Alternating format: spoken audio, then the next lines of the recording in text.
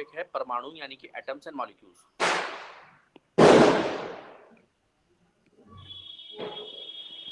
तो थोड़ा इंटरेक्टिव रखेंगे, फिर से मैं बोल रहा हूँ, एक बार देख लेता हूँ आंसर प्रेजेंट।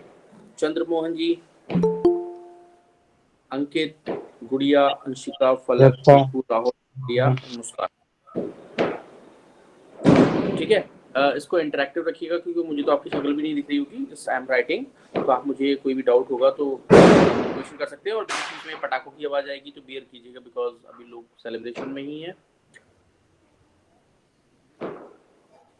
मैं बेटर थोड़ा सा रेफरेंस के लिए ये खोल लेता हूँ। देखिए, एटम्स एंड मॉलिक्यूल्स हम लोगों ने बहुत बचपन में पढ़ा भी होगा, 6th-7th है इसमें बेसिक्स के लिए। उसको बोलते हैं ये एटम्स एंड मॉलिक्यूल्स, हिंदी में बोलते हैं परमाणु और अणु। तो बहुत पहले यानी कि इंडियन फिलॉसफी के हिसाब से तो महर्षि कनड ने एक अवधारणा दी थी कि जब कोई भी द्रव्य यानी कि पदार्थ विभाजित करते जाए और एक हमें छोटे छोटे कण प्राप्त हो जाएंगे, मतलब एक सीमा ऐसी आ जाएगी कि उसके फर्दर हम उसको डिस्ट्रक्ट यानी कि छोटे और कणों में विभाजित नहीं कर सकते, तो वो कहलाएगा परमाणु, दैट इज एटम। ऐसे ही बहुत सारे वेस्टर्न फिलोसफर्स ने भी अलग अलग थ्योरीज दी थी, जैसे कि डाल्टन ने जो अपनी एटॉमिक थ्योरी दी थी उसमें भी यही बताया था कि जब कोई भी मैटर को हम स्मॉलेस्ट पार्टिकल्स में करते हैं और उससे ज्यादा डिस्ट्रक्ट ना हो पाए, उसको हम लोग बोलते हैं एटम या फिर परमाणु। मुझे एक जानकारी आपसे लेनी है, तो अगर एटम सबसे स्मॉलेस्ट पार्ट है तो कभी आप लोगों ने सुना होगा इलेक्ट्रॉन, प्रोटॉन और न्यूट्रॉन क्या चीज है? चंद्रमोहन बता सकते हैं क्या? अंकित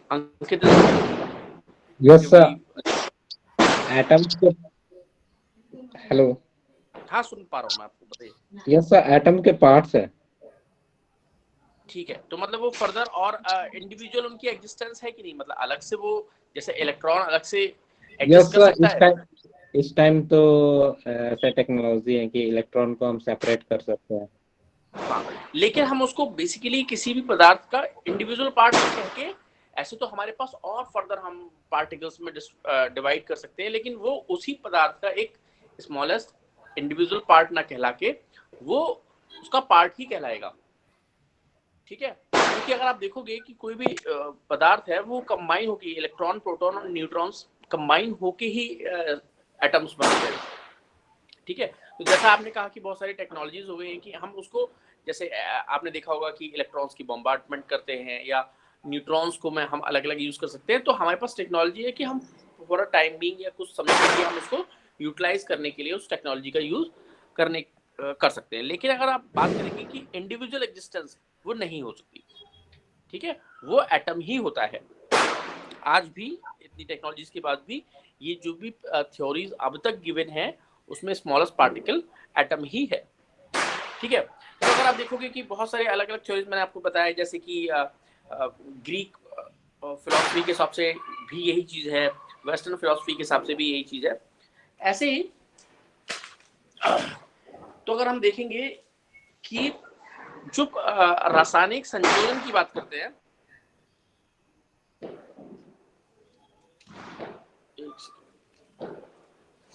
तो कोई भी चीज बना हुआ है वो किस चीज से बना हुआ है, उसको बोलते हैं लॉ ऑफ केमिकल कंपोजिशन, यानी कि रासायनिक संयोजन से।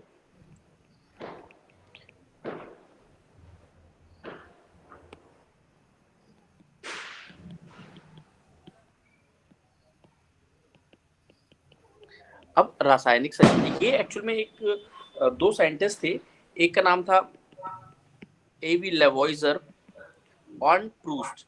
इन दोनों ने ये प्रतिपादित किया था। ठीक है, अब इसमें क्या होता है, ये हमारे जीवन में भी, मतलब सिर्फ इसी मैकेनिकल कंपोजिशन में नहीं, अलग से भी अगर आप देखोगे तो फॉलो होती है। पहला है, इस लॉ के अंतर्गत दो डिफरेंट लॉज आते हैं। पहला हम पढ़ रहे हैं, इसको बोलते हैं द्रव्यमान का संरक्षण।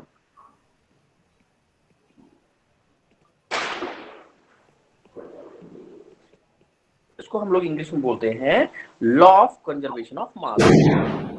ये बहुत फेमस है। इसका मतलब कोई भी द्रव्यमान जो है नहीं तो बनाया जा सकता है, और ना ही डिस्ट्रॉय किया जा सकता है। तो क्या होता है, वो एक फॉर्म से दूसरे फॉर्म में चेंज हो जाता है, यानी कि एक अवस्था से दूसरी अवस्था में चेंज होता है। इसको बोलते हैं लॉ ऑफ कंजर्वेशन ऑफ मास। ऐसे ही अगर आप देखोगे कोई भी चीज बनी हुई है हमारे दो पदार्थ में भी, तो वो क्या होगा कि दो अलग, जैसे एक एग्जांपल ले लेते हैं H2, उसका भी कुछ द्रव्यमान होगा, ठीक है। एक सेकंड,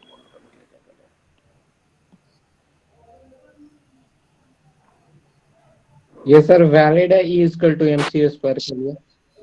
जी ये sir law of conservation of mass जो है E equal to mc square के लिए वैलिड है? राइट।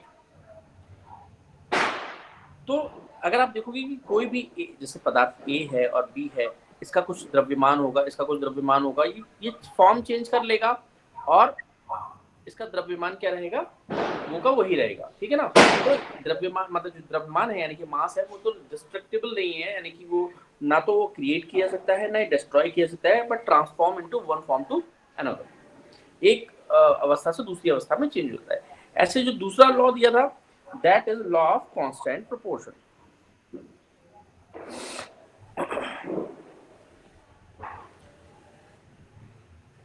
अब ये लॉ ऑफ कांस्टेंट प्रोपोर्शन क्या है, ये होता है स्थिर अनुपात का नियम।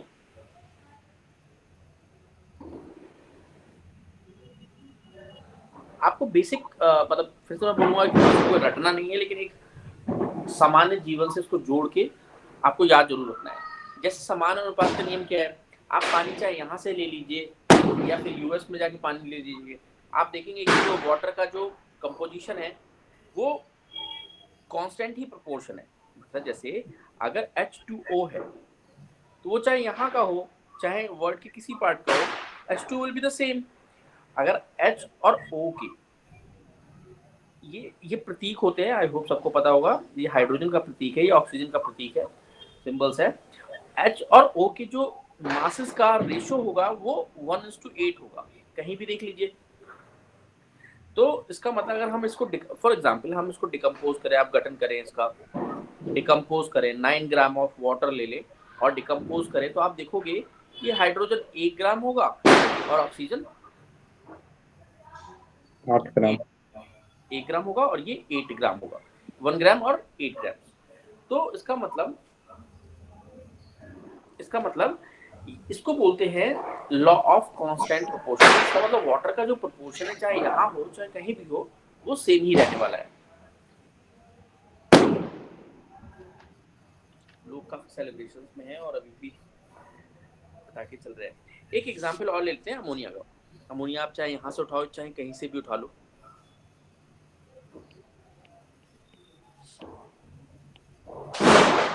Sir. Yes hello sir, sir मैं बोलिए। एक सर थोड़ा सा पीछे वाला जो वो है ना पेज,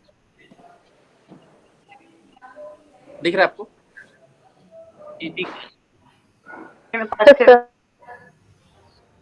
ये एग्जांपल 1 है। अभी हम एक और एग्जांपल के साथ समझने की कोशिश करते हैं। आगे बढ़ूं? एक मिनट। हाँ देखिए,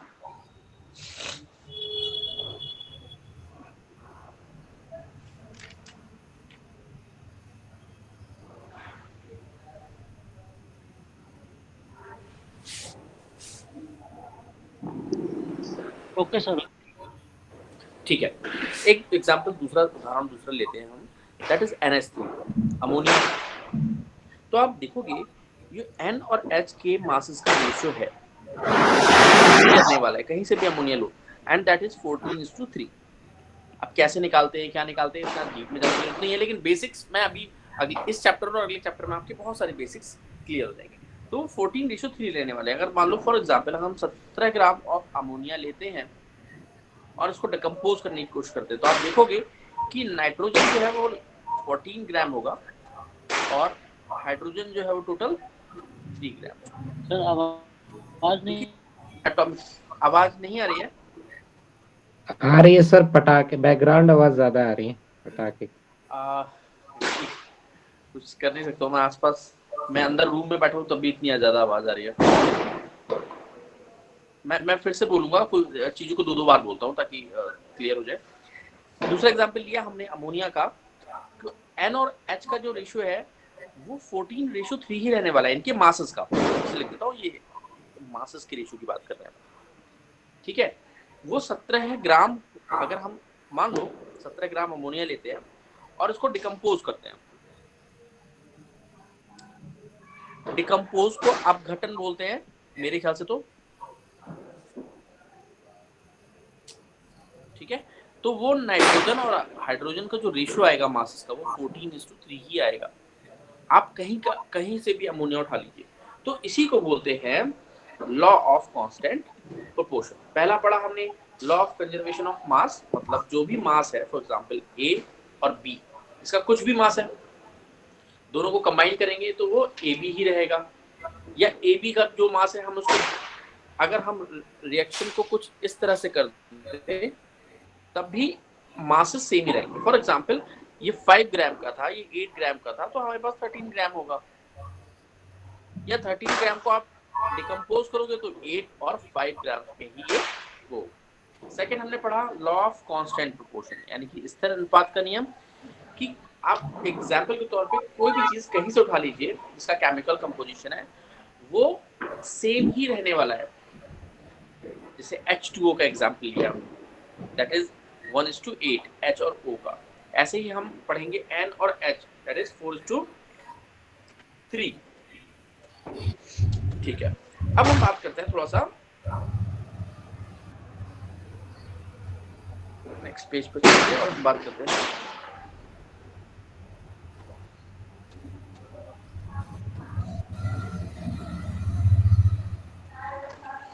अब फिर से एक बार हम एटम की बात करते हैं। तो एटम है क्या? जैसा कि हमने पढ़ा कि smallest unit of any matter, जिसकी इंडिविजुअल एग्जिस्टेंस हो।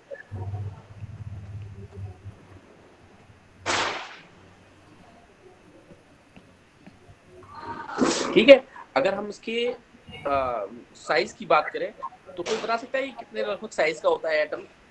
नेकेड आई से देख पाता है कि नहीं? चंद्र मोहन, अंकित, एनीवन, और कोई भी? नो सर, नेकेड आई से पॉसिबल तो नहीं है। हाँ, नेकेड आई से तो पॉसिबल नहीं है। तो ये जनरली नैनोमीटर्स में होता है, ठीक है। जैसे 10⁻⁹ -9।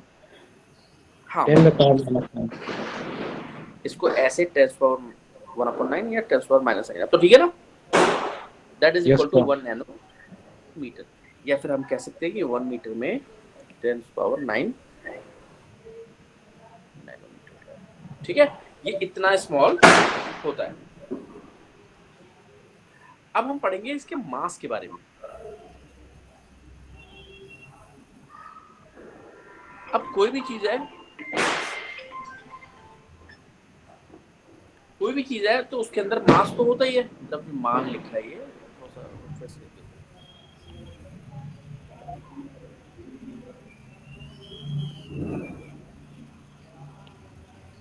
ठीक है। द्रव्यमान क्या चीज होती है, कोई बता सकता है? एनीवन, कोई किसी को पता है कि मास किसके बारे में हम डिस्कस कर रहे हैं? यस, ये किसी पदार्थ का एक ऐसा भार होता है जो कभी चेंज नहीं होता है। Very good. जैसे मतलब मैं यहाँ हूँ तो मेरा कोई मास होगा, और मैं अगर स्पेस में चले जाऊंगा तब भी मेरा मास हो ही रहेगा, ये कहना चाह रहे हो ना? Yes sir. और किसी और प्लेनेट पे चले जाऊं जिसकी ग्रेविटी अलग है तब भी मेरा मास हो ही रहेगा। ऐसे ही वेट चेंज हो जाता है, मास चेंज नहीं होता। राइट। हम बहुत छोटी सर, जिसकी घनत्व और आयतन में परिवर्तन नहीं होता। आयतन में परिवर्तन नहीं होता? आयतन में हो सकता है, वाटर है। आयतन में तो घनत्व हो सकता है सर, घनत्व में परिवर्तन नहीं हो सकता। अगर आप देखोगे तो डेंसिटी भी चेंज हो जाती है। यस सर, डेंसिटी जैसे 4 डिग्री टेम्परेचर पे वाटर की डेंसिटी सबसे मैक्सिमम होती है। तो टेम्परेचर बेसिस या बहुत सारे एनवायरमेंटल कंडीशंस जहां डेंसिटी यानी घनत्व चेंज हो जाता है। एक्चुअली द्रव्यमान हो गया कि the matter contained inside a body. किसी भी चीज के अंदर क्या पदार्थ है उसी को मास बोलते हैं, ठीक है ना? अभी तो हम चूंकि फिजिक्स के इसी कॉन्सेप्ट को समझो कि matter contained inside a body is called मास। किसी भी चीज के वस्तु के अंदर जो भी पदार्थ होता है उसको बोलते हैं हम लोग मास। तो जैसे एटम जैसी स्मॉल चीज है, क्या उसका भी कोई द्रव्यमान होगा? Yes sir. ठीक है, जैसे एग्जांपल बता सकते हो, कैसे कह सकते हो कि हाँ मास होगा? अरे एटम, देखो एटम तो हो गया बहुत स्मॉलेस्ट पार्ट। जैसे मान लो चौक है, चौक का जो छोटा सा रेशा होता है, बहुत कण होता है, मान लो वो क्या है, एटम है। लेकिन ऐसे बहुत सारे लाखों एटम्स मिलकर तो फिर मास बनाएंगे ना और ज्यादा। ठीक है, तो उसी को हम बोलते हैं द्रव्यमान, यानी कि उसके अंदर मास होता है। बहुत ज्यादा सेलिब्रेशंस चल रहे हैं यहाँ तो। आप लोगों ने पटाखे फोड़े?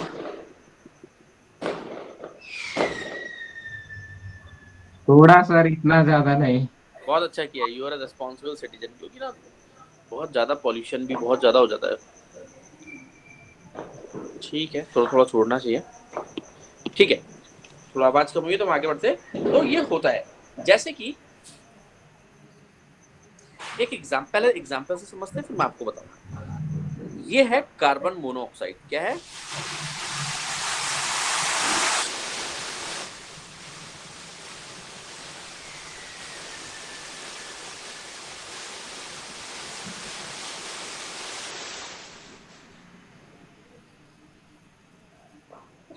जैसे अगर कार्बन के एक मॉलिक्यूल को ले कार्बन मोनोऑक्साइड में, और ऑक्सीजन के, तो 3 ग्राम्स और 4 ग्राम्स इनका मास बनता है। ठीक है, और ये मिलके बनाते हैं कार्बन मोनोऑक्साइड। ठीक है, तो जैसे अभी तो एक चीज होती है, किसी को पता है, कोई साइंस का स्टूडेंट रहा तो IUPAC क्या होता है?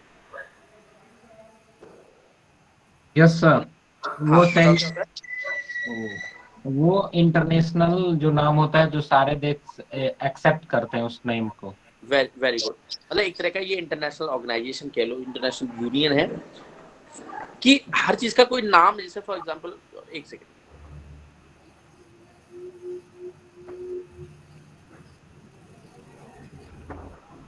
जैसे मान लीजिए, ये मैंने स्पेलिंग दिया है। हाँ, मान लीजिए मैं यहाँ पर पानी पे कोई एक्सपेरिमेंट कर रहा हूँ, लेकिन मैं तो यहाँ पानी बोलता हूँ। अब कश्मीर में कोई कर रहा होगा तो उसको वहां पे त्रिश बोलते हैं। ठीक है, स्पेनिश में उसको कुछ और बोला जाता है। तो ऐसे यूनिफॉर्मिटी नहीं होगी। तो देखो, जब कोई साइंटिस्ट एक्सपेरिमेंट करता है तो कहीं और बैठे साइंटिस्ट के लिए भी उसमें मदद हो रही होती है, क्योंकि उसके किए गए एक्सपेरिमेंट को वो रीड करता है, रिसर्च करता है। वो उसको माने या ना माने, कंसिडरेशन ना करे या ना करे, लेकिन वो पहले पढ़ेगा। तो उसके लिए यूनिफॉर्मिटी होनी जरूरी है, चाहे वो इवन अगर आप बॉटनी में देखोगे, जियोलॉजी में देखोगे, या फिर एनी, तो there are the standard terms for everything. तो ऐसे ही एक ऑर्गेनाइजेशन है, उसको बोलते हैं IUPAC। ठीक है, तो IUPAC ने पहले जो, जैसे मान लीजिए फॉर एग्जांपल किसी चीज का मास है, तो मास में तो हम जनरली हम मास किस में लेते हैं? मास किस में लेते हैं, कोई बता सकता है? Unit sir. हाँ, यूनिट क्या है? केजी। हाँ, केजी। केजी। ठीक है, ग्राम इसकी यूनिट है, फिर वो बड़ी यूनिट किलोग्राम, या फिर छोटी यूनिट बहुत सारी मिलीग्राम से लेके, लेकिन वो क्या हो गया, ग्राम। लेकिन चूंकि ये तो बहुत ही छोटा होता है, तो उसको तो हम ग्राम में नहीं कर सकते। तो इसके लिए एक यूनिट पहले जो चलती थी, that is known as AMU, atomic mass unit. ये थोड़ा सा याद रखने वाली चीज है, एटॉमिक मास यूनिट। बाद में IUPAC ने इसको चेंज करके बेसिकली म्यू रख दिया था। म्यू भी बोलते हैं, कहीं कहीं म्यू लिखा देखोगे, म्यू या फिर यू, इसको हम लोग बोलते हैं यूनिफाइड मास। ये इस समय चलन में है, इसको बोला जाता है। अब ये कंसीडर कैसे किया जाता है कि जैसे मान लो, अच्छा मुझे बताओ, कोई बता सकता है, ये आपको सर्च करना है, बल्कि ये बड़ा अच्छा इंटरेस्टिंग टॉपिक मैं आपको बता रहा हूँ।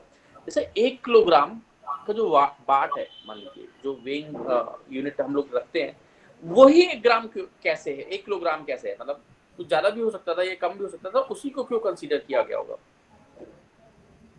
चूंकि हम मास पढ़ रहे हैं तो हम इसमें हाँ वो सर कोई लैब में एक किसी धातु का टुकड़ा रखा गया है, उसके अकॉर्डिंग सर कंसीडर करते हैं। ये पता था बट भूल रहा हूँ मैं। नहीं, अंकित ने बहुत अच्छा वो बताया। मतलब अंकित का जो क्रक्स है वो कहने का बात का वो ये कहना चाह रहे हैं कि कोई एक हमने एक स्टैंडर्ड बना दिया है, कुछ तो बनाना ही पड़ता ना, तो एक स्टैंडर्ड बना दिया कि भाई ये 1 किलोग्राम है, इसके अकॉर्डिंग आप मेजरमेंट करो। 10 किलोग्राम है तो 10 टाइम्स हो जाएगा, 20 किलोग्राम है तो 20 टाइम्स हो जाएगा। तो लेकिन वो 1 किलोग्राम का जो कॉन्सेप्ट है या 1 ग्राम का मान लीजिए, वो एक पर्टिकुलर एक तरह से स्टैंडर्ड रख दिया है। ऐसे ही एटॉमिक मास यूनिट की बात करें अगर हम, तो इसके लिए भी कुछ स्टैंडर्ड रखा गया है। पहले जो चलता था, एक्चुअल में हम लोग क्या मानते थे पहले, चूंकि ऑक्सीजन का जो मास है उसका 1/16 ऑक्सीजन की एक मॉलिक्यूल के मास को, मैं इसको लिख देता हूँ एक बार ताकि आप लोग समझिएगा। ये ऑक्सीजन के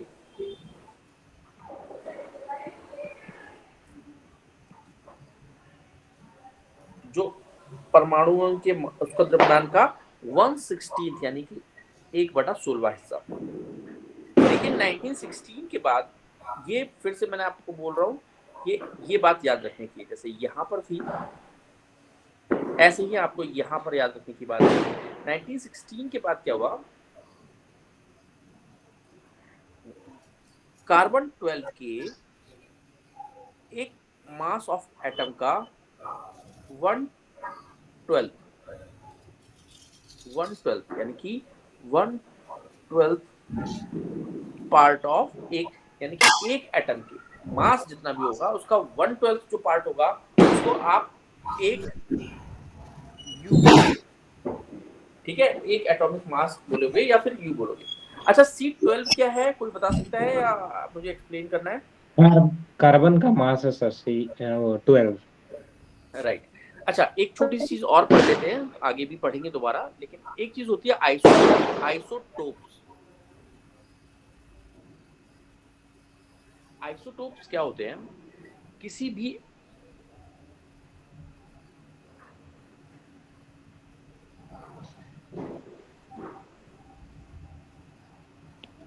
सेम एलिमेंट के, हाँ, सेम एलिमेंट के जो बहुत सारे मतलब डिफरेंट एटॉमिक नंबर हो सकते हैं। एटॉमिक नंबर से सॉरी सेम होता है, एटॉमिक मास डिफरेंट होते हैं। अभी हम मास ही पढ़ रहे थे ना, तो एक यस सर। एग्जांपल के तौर पर बताता हूँ, फिर हम उसको आगे भी पढ़ लेंगे। ये हम हाइड्रोजन का पढ़ रहे हैं, बहुत कॉमन एग्जांपल, कई बार एग्जाम में अलग अलग तरह से आता है।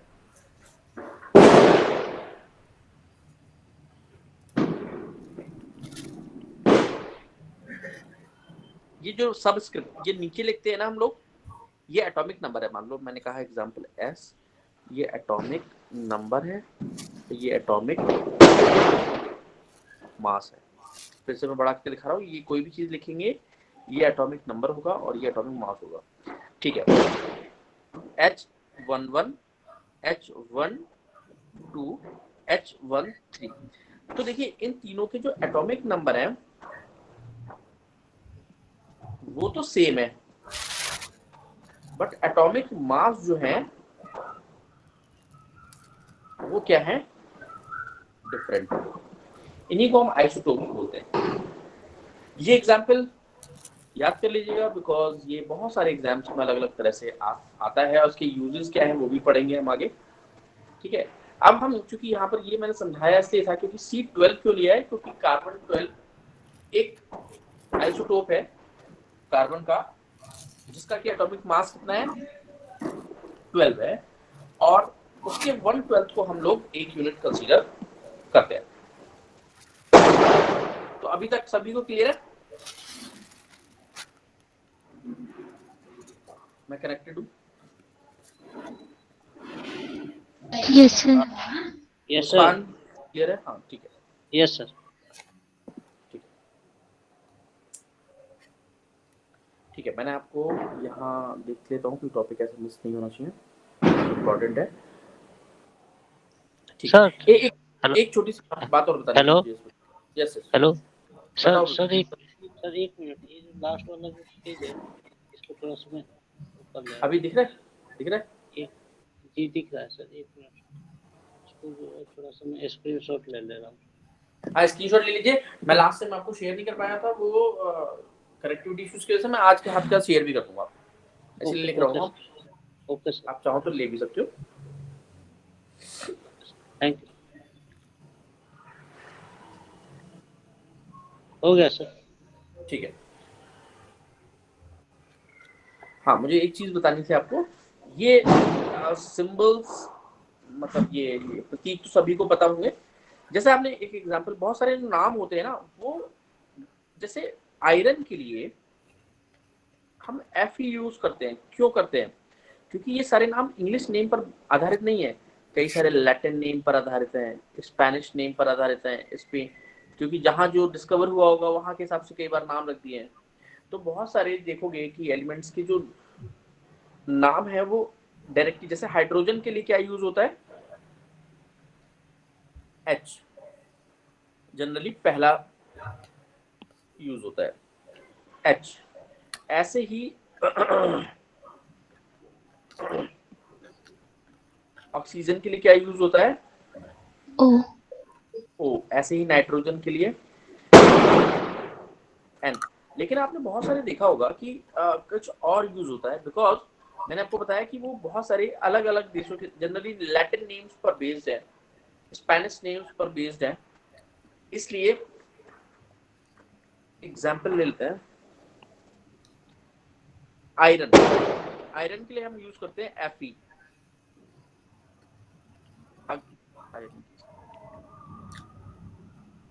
ऐसे ही हम सोडियम के लिए क्या यूज करते हैं? Na। Na। पोटेशियम के लिए यूज करते हैं के। गोल्ड। एजी। एजी। एजी। गोल्ड के लिए एजी एयू। पक्का। हाँ एयू है सर। एयू। पोटेशियम के लिए क्या बताया आपने? तो देखेंगे कि ये जो है इनके लैटिन नेम्स पर बेस्ड है, जैसे कि इसको बोलते हैं फेरम, इसको बोलते हैं नाइट्रियम, इसको बोला जाता है कैलियम, ऑरम, और इसको बोलते हैं अर्जेंटम। ठीक है। एक चीज और मुझे पूछनी थी आपसे, जैसे मान लीजिए लिखा है CO और लिखा है CO, इन दोनों में क्या फर्क है?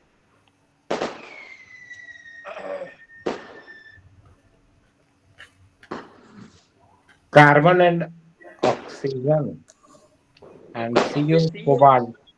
अच्छा आप ये कह रहे हो कि ओके, तो देखो यहाँ पर कभी भी एक ही नाम, एक ही एलिमेंट को हम नाम देते हैं, तो जैसे देख सकते हैं C जो कार्बन के लिए है, तो उसके लिए कोबाल्ट के लिए CO यूज हुआ है, तो पहला लेटर कैपिटल होगा और बाद में स्मॉल होगा।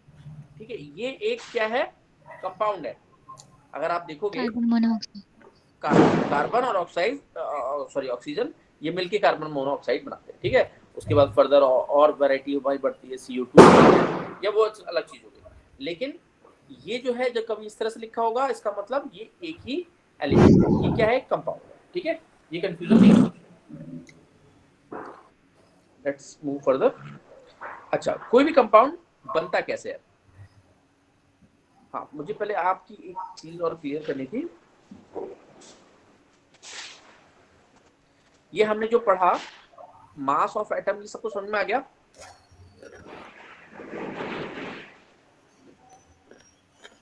मास ऑफ एटम क्लियर है?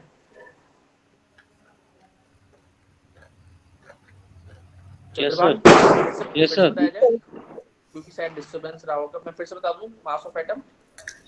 एक बार रिपीट कर दीजिए सर। मैं कर दूं। मैंने आपको बताया, जैसे एक एग्जांपल मैं आपको इसलिए करेक्ट कर रहा हूँ, जैसे 1 किलोग्राम मास हम लोग यूज करते हैं, कुछ तोलते हैं तो 1 किलोग्राम यूज करते हैं, तो मेरा कहना था कि वो बाट जो हम यूज करते हैं वो वही क्यों है, वो ज्यादा क्यों नहीं है, थोड़ा या कम क्यों नहीं है? तो एग्जाम्पल दिया था अंकित ने सॉरी आंसर दिया था इसका कि कुछ स्टैंडर्ड मान लिया है हमने, और ये आपको फाइंड आउट करना है कि किस चीज का स्टैंडर्ड माना है।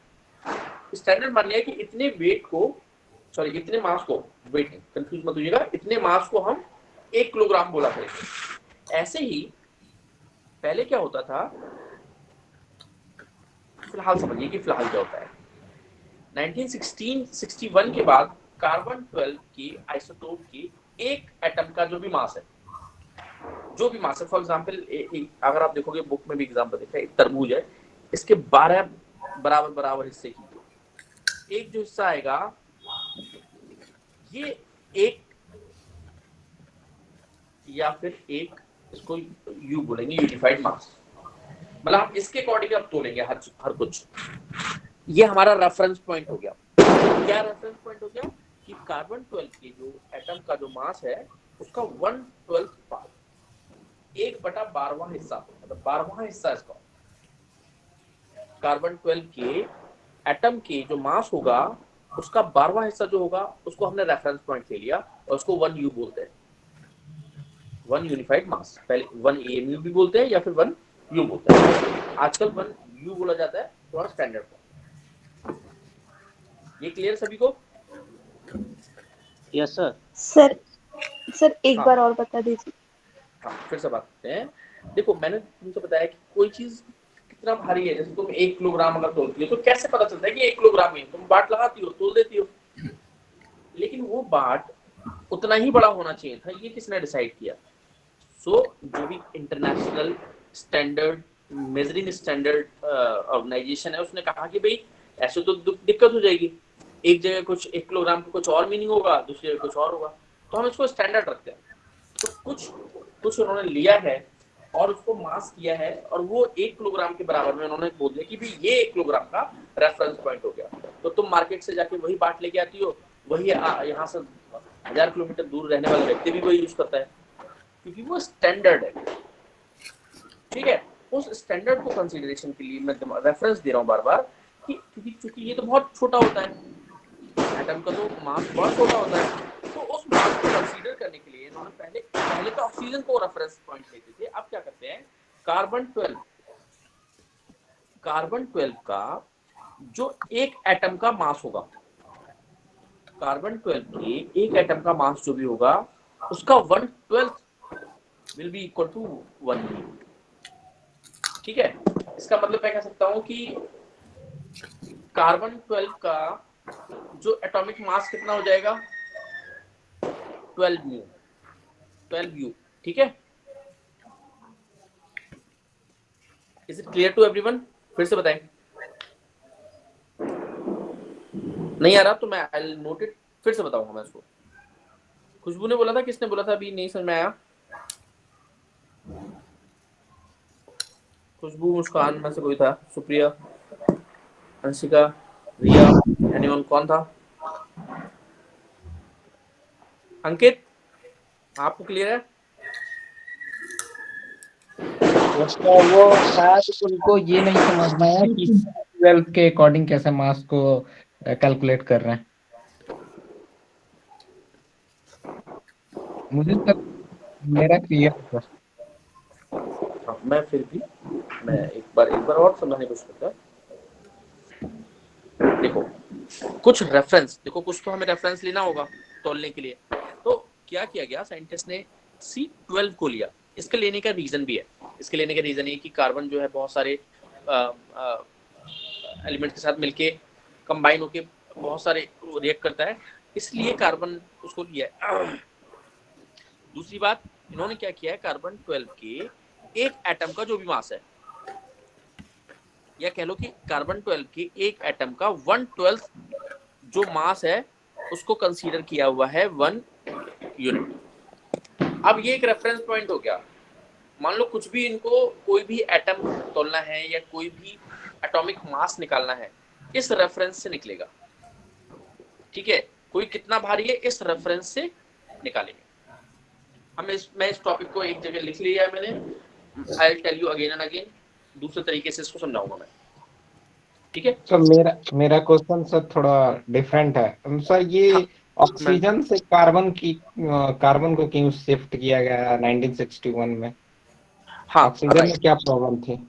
अब मुझे ये इतना डीप में इसकी थ्योरी तो नहीं पता है, लेकिन देखो ऑक्सीजन भी बहुत सारे एलिमेंट्स के साथ मिलके वो कंबाइन होके क्या बनाता है, कंपाउंड बनाता है। ठीक है ना, तो पहले ऑक्सीजन के वंश, क्योंकि ऑक्सीजन का जो 16 है तो पहले उसका लेते थे 1/16 पार्ट, ठीक है, लेकिन कार्बन ज्यादा फिजिबल है। जैसे जैसे डिस्कवरी होने लगी तो देखोगे आप ऑर्गेनिक कंपाउंड्स, कार्बन के कितने लाख कंपाउंड्स हैं।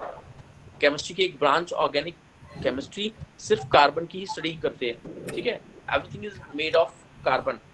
तो सर हम बताएं, सर हम बताएं, जी जी बताएं सर। आपका ये पूछना है ना कि ये कार्बन का यूज क्यों करने लग गए 1961 से? जी जी यस यही सर। सर। हाँ धरातल पर या फिर ब्रह्मांड में जो भी चीजें पाई जाती है ना, सब में कार्बन की मात्रा पाई ही जाती है, चाहे वो कंकड़ हो चाहे सरसों का दाना भी क्यों ना हो, ठीक है। हाँ, हर चीज ऑर्गेनिक है सर। कार्बन एक ऐसा पदार्थ है जो कभी जब भी खत्म होगा वो आधा ही खत्म होगा। इस प्रकार से कार्बन के खत्म होने की जो अवधि होती है ना, बड़ी लंबी चौड़ी चलती है। जैसे आप एक एग्जांपल ले लो, 1 किलो कार्बन है, उसको अगर वो 1200 साल तक चलने की उसकी पूरी अवधि है, उसकी उम्र है 1200 साल की, तो 600 साल में आधा खत्म होना चाहिए, आधा खत्म हो जाएगा 600 साल में। अगले 600 साल में उसको पूरा ही खत्म हो जाना चाहिए, लेकिन 600 साल के बाद जब अगला 600 साल होगा तो उस आधा किलो में से 250 ग्राम ही खत्म होगा, बचा हुआ 250 ग्राम फिर 600 साल चलेगा, आधा खत्म होगा फिर 600 साल।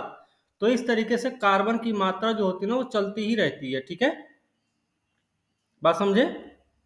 तो कार्बन एक ऐसा यस पदार्थ सर। है जिसका अंश हमेशा बरकरार ही रहता है, वो कभी नहीं खत्म होने वाली चीज होती है, कहीं ना कहीं कुछ ना कुछ उसका अंश रह जाता है। इस वजह से इन भूगर्भ वैज्ञानिकों को या पुरातत्वविद जो होते हैं, हमारे ऐतिहासिक साक्ष्य जो इकट्ठा करते हैं, जो भूगोल के साक्ष्य इकट्ठा करते हैं, वो लोग कार्बन डेटिंग विधि का ही प्रयोग करते हैं, ठीक है अंकित। Yes sir. ठीक भाई। हाँ जी सर, ज्योति सर।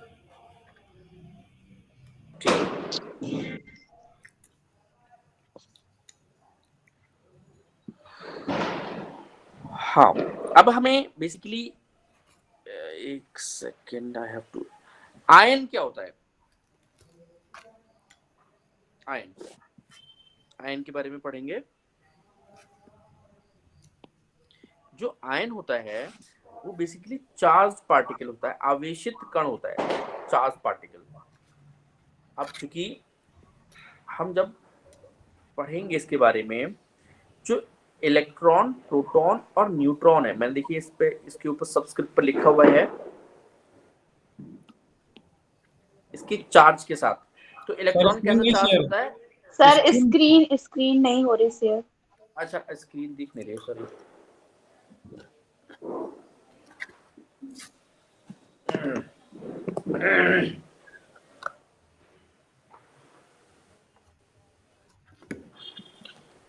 ओके, तो मैं ये बता रहा था कि आयन क्या होता है, चार्ज पार्टिकल्स होते हैं। तो हम इसको रेफरेंस के लिए समझने के लिए फिलहाल यहां समझते हैं कि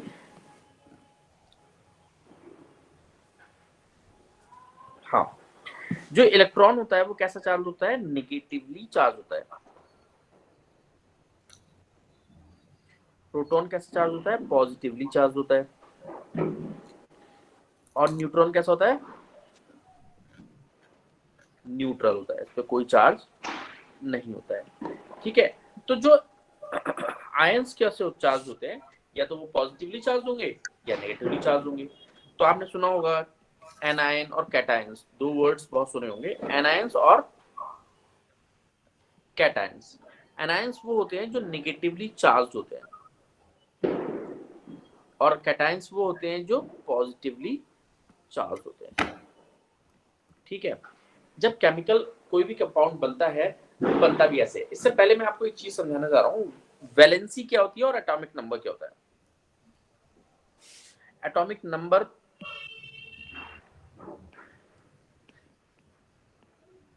पहले एटॉमिक नंबर समझते हैं।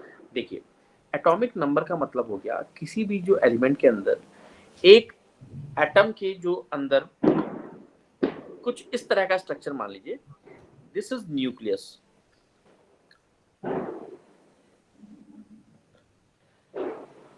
जो प्रोटॉन्स ये इसके न्यूक्लियस के अंदर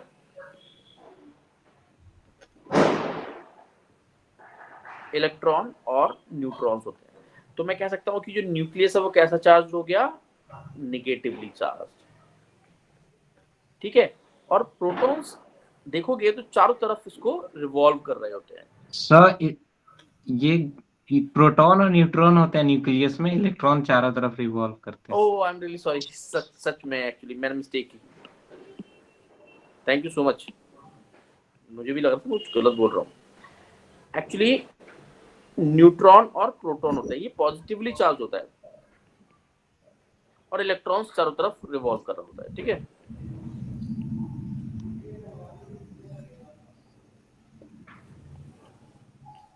तो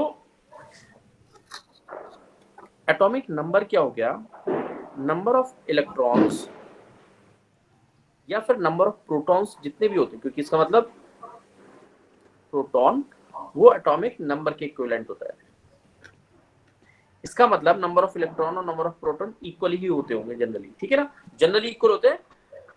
कब इम्बैलेंस होता है वो बात की बात है, तभी वो चार्ज होता है। तो इसका मतलब कोई भी जो भी एटम है वो कैसा होता है, इलेक्ट्रिकली न्यूट्रल होता है, क्योंकि नंबर ऑफ इलेक्ट्रॉन्स और प्रोटॉन्स कैसे हो गए, बराबर हो गए, ठीक है। अब जैसे एग्जांपल लेते हैं, वैलेंसी क्या होती है।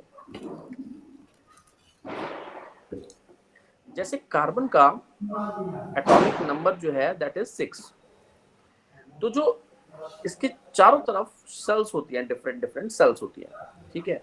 तो जो पहली सेल्स की जो मैक्सिमम लिमिट है दैट इज 2, उसके बाद 8। तो पहले अगर आप देखोगे इसको तो पहले में 2 हो गया, पहली सेल तो कंप्लीट हो गई, पहली सेल, एक सेकंड, पहली सेल इस तरह से कंप्लीट हो गई। दूसरे में 8 आ सकते हैं, बट हमारे पास बचे कितने हैं, 2 के बाद दैट इज 4, 1 2 3 4। तो जो 4 इलेक्ट्रॉन्स हैं इनको हम बोलेंगे वैलेंस इलेक्ट्रॉन्स। तो जब केमिकल कॉम्बिनेशन होता है तो इन बैलेंस इलेक्ट्रॉन्स का बहुत बड़ा रोल होता है। अगर कोई भी जो इसकी जो शेल है वो कंप्लीटली फिल्ड है तो वो रिएक्शन करेगा ही नहीं। अगर आप देखोगे जितने भी हीलियम इनर्ट गैसेस हैं, helium, neon, argon, krypton, xenon, ये सब क्या है, इनर्ट गैसेस है, क्योंकि इनकी जो शेल्स हैं वो सब कंप्लीट है। देखो यहाँ पर 8, फिर होता है 10, तो पहली सेल कंप्लीट, इसकी पहली और दूसरी सेल कंप्लीट, पहली, दूसरी और तीसरी सेल कंप्लीट। जब सेल ही कंप्लीट होगी तो वो रिएक्शन नहीं करेगा, ठीक है। तो वैलेंसी का बहुत बड़ा रोल होता है केमिकल कंपोजिशन में, ठीक है। तो एक एग्जांपल लेते हैं, NaCl, सोडियम क्लोराइड का एग्जांपल लेते हैं, Na और Cl। Na का कितना होता है, कोई बता पाएगा मुझे एटॉमिक नंबर? 11। 11 11 और क्लोरीन का 17 7, ठीक है। इसका हम इलेक्ट्रॉनिक कॉन्फ़िगरेशन, किसका मतलब इलेक्ट्रॉन्स किसके शेल में, जरा देखते हैं। 2 8 और कितना बचा, 1 इसमें 2 8 और 7। 7 तो मेरे पास वैलेंस इलेक्ट्रॉन यहाँ पर 1 है, यहाँ पर बेसिकली इसके पास इस सेल में एक एक्स्ट्रा है। अगर देखा जाए तो उसके पास 7 एक्स्ट्रा है, या कह सकता हूँ कि 1 की कमी है, ठीक है। तो अगर 1 इसको मिल जाए तो क्या हो जाएगा, ये कंबाइन होके कंपाउंड बना लेगा और इसकी जो सेल भी कंप्लीट हो जाएगी, ठीक है। वो किस तरह के बॉन्ड्स होते हैं वो उतना ज्यादा डीप में जाने की जरूरत नहीं है, अगर जहां जरूरत पड़ेगी तो आई लेट यू नो, मैं बताऊंगा आपको। तो जैसे अगर मैं देखूं Na और Cl, Na के पास कितने हैं, 1, क्लोरीन के पास कितना है, 1 की कमी है, दैट इज। तो अगर आप देखोगे कि इसके पास 1 इलेक्ट्रॉन ज्यादा है तो हम बोल सकते हैं कि Na पॉजिटिव, इसके पास 1 कम है इलेक्ट्रॉन शेल में तो हम उसको बोलेंगे क्लोरीन का नेगेटिव आयन बनेगा, ठीक है। और ये कंबाइन हो जाएंगे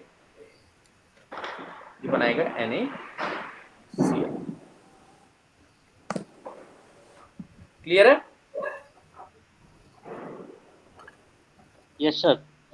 ठीक है, ऐसे हम बहुत सारे एग्जांपल्स के साथ करेंगे। अनुराग सर, जी सर। आप भोजन कर लिया? जी